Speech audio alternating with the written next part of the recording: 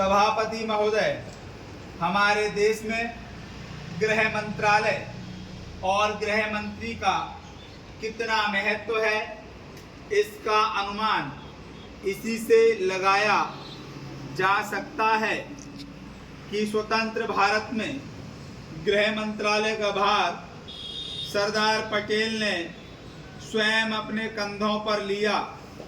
सरदार पटेल का साहस, उनका उत्साह और उनकी बुद्धि तीनों ही हमारे गृह मंत्रालय के लिए आदर्श का काम कर सकती हैं।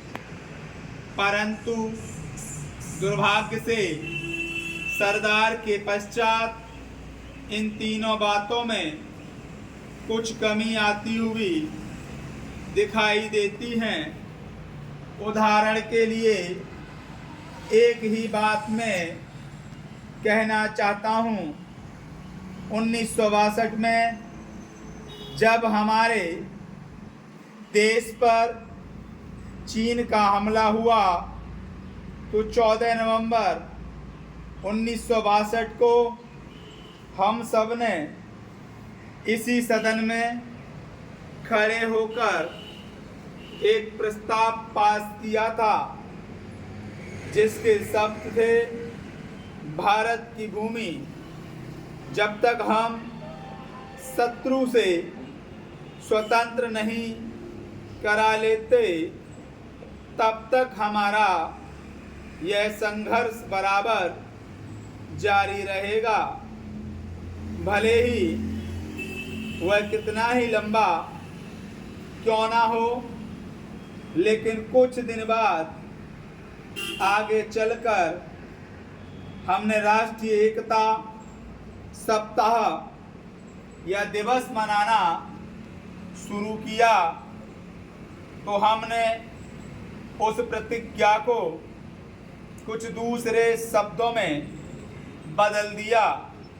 उस प्रतिज्ञा के शब्द थे, मैं अपने देशवासियों के संकल्प को दोहराता हूँ कि मैं अपने देश की स्वतंत्रता तथा एकता की रक्षा करूँगा, चाहे इसके लिए कितना ही कड़ा और लंबा संघर्ष क्यों ना करना पड़े।